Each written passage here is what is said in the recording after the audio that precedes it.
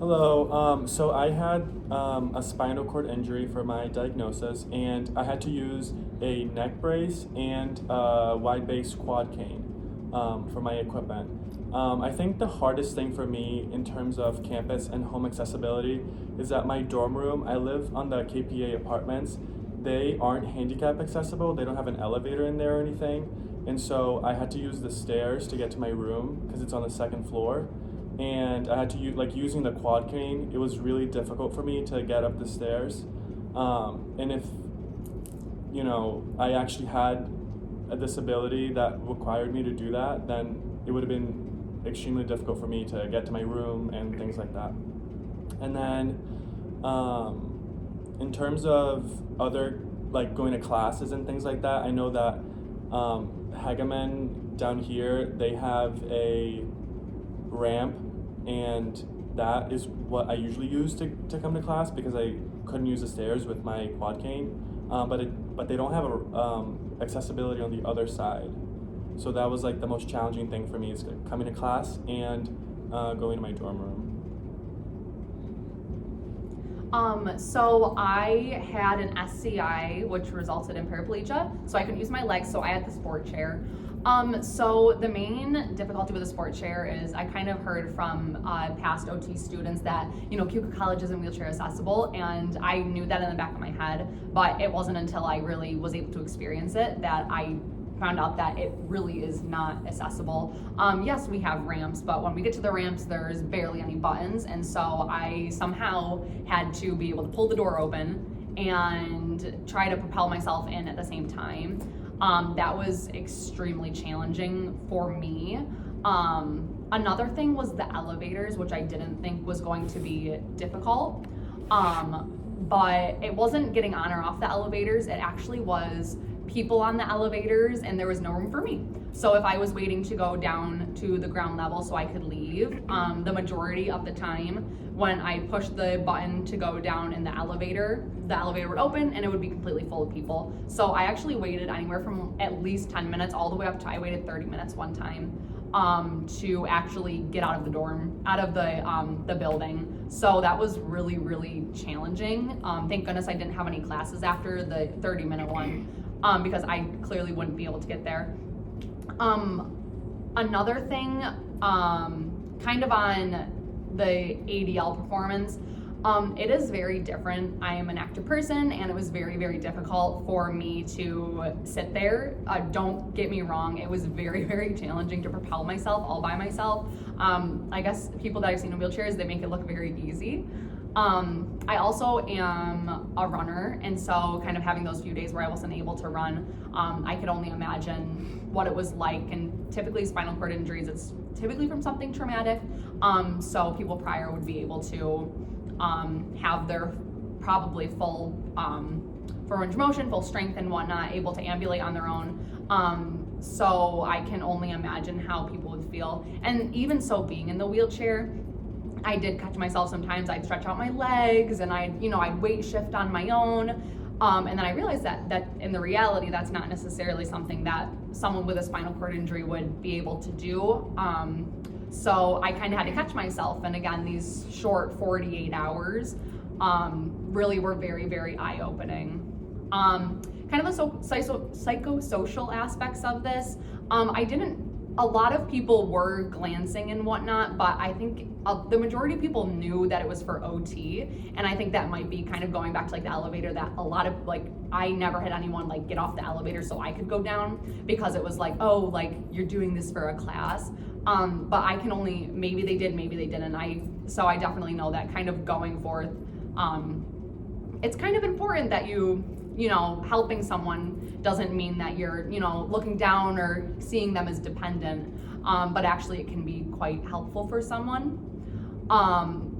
Another thing is I found it very, very challenging, again, with the mobility part. The sidewalks, yes, again, we have sidewalks, but they're very, very bumpy, and I found myself really getting caught most of the time, between kind of the broken sidewalk pieces, where I've had complete strangers come up and be like, hey, do you need a push? And I'd be like, yeah.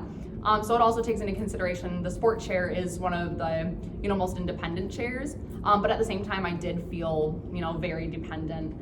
So that's something that I can definitely take in with when I'm working with clients that have spinal cord injuries or work with chairs that allow for some independence. I'll definitely take into consideration that it is very, very challenging for people to go to having complete independence to needing to be dependent on something. So yes, you are independent in the way that you can move around yourself, but in many ways I did feel very dependent on others. So that definitely takes in kind of those psychosocial aspects of things. So I was diagnosed with severe osteoarthritis, and I had to have a rolling walker, the one with the seat, and then an oxygen tank with oxygen tubing, and then I had to wear gloves with my fingers taped together. So to add in, our model is occupational adaptation. So really mine emphasized adapting my environment a lot. I feel like we're all gonna repeat each other a lot because we all experienced a lot of the same issues on campus, but going off JP, I actually had the rolling walker, and then I had a holder for the oxygen tank that rolled as well, but I couldn't roll both at the same time. So I actually took the tank out and I put it in a bag that I had, and then put the bag on my shoulder and then rolled. So it became really heavy after a lot of when I was wearing it all day long. So I can only imagine what it's like for someone that's older trying to carry around this oxygen tank all day long. It's got to be exhausting. So I was trying to adapt myself by using the bag, but it was still heavy. So we could adapt it by maybe a backpack or something else. Going off JP, I had also had the issue in Hegman where I went up the ramp, but then on the backside, the lakeside of Hegman, once you go up the ramp, you have to go upstairs to get to the door. So the ramp really has no use to it.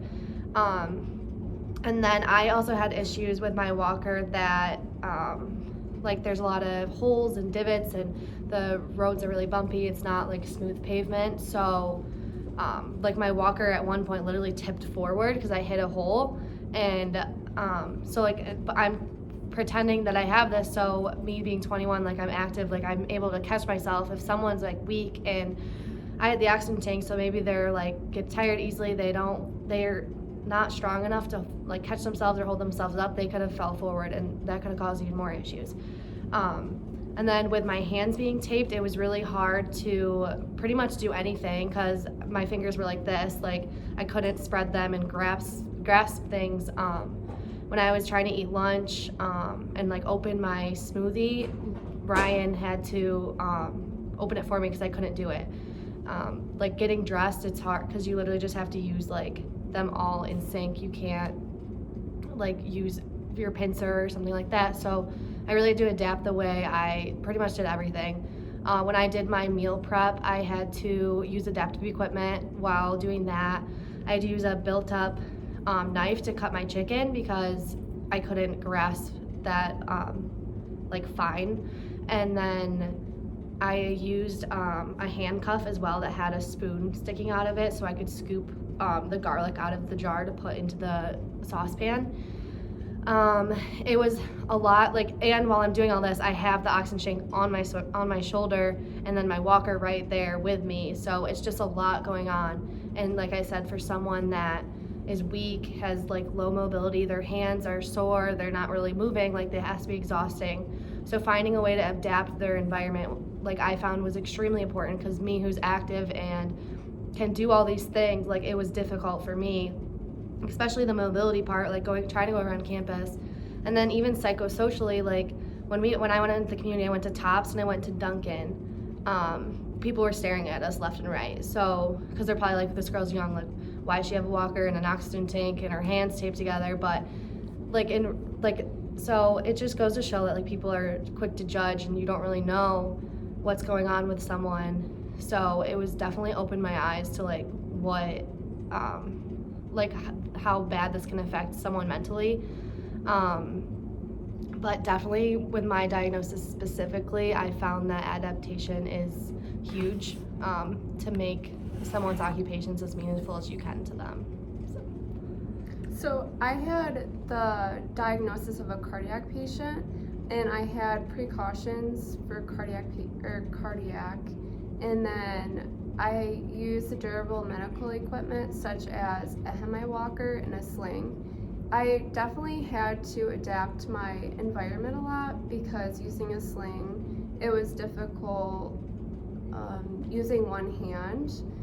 So it was hard participating in class, like writing, and even grocery shopping. It was hard following the precautions. It was hard depending on someone driving because I'm used to having other people driving me, and also being at the grocery store, it was hard because people had to grab items for me on the top shelves, and I couldn't push the cart for my groceries. And then at the cash register, it was hard because I couldn't lift the groceries because I had to follow my cardiac precautions. For the psychosocial experiences, I got a lot of stares at the store, which was very difficult. I couldn't imagine having like a disability like this.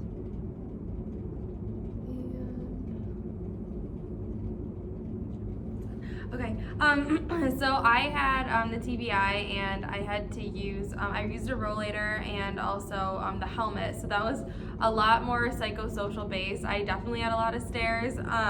There was one instance where there was a group of people that were on a tour, and every single person, including the parents, all turned their heads and were looking at me, and the girl who was giving the tour noticed that, and she knew about the assignment, so she had to explain to the whole group of people like what I was doing and that I wasn't actually disabled. But if I was, everybody was quick to think that I was.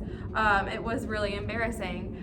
And it's very easy for people to make jokes and things like that. So that was interesting, especially with the helmet.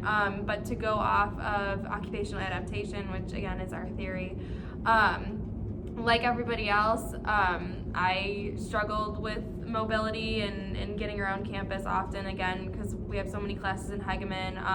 There were instances where I'm so used to going to the one door to get down the stairs, and there was one point where I started going out the door and I'm like, oh my gosh, I have my walker. I can't go down these stairs. So there was only one way that I could get out. I did realize, that the newer buildings like the Commons are accessible. So I think that, we're getting better and better with accessibility, handicap accessibility, but definitely there's progress to be made. And again, like the ramp coming up to Hegeman has a lot of cracks and things like that, so it is dangerous. It's not really that accessible because it's not that safe. And so I would have never have realized that. I don't think I've ever even walked up the ramp until this assignment, so it was interesting to see that and understand that. What else? I definitely ran into a lot of barriers, and there's no way to get down to the lake. That big street or road or like gravel path is not safe at all. So like the best part of our campus can't even really be seen by somebody who's handicapped. It's not really safe without any help.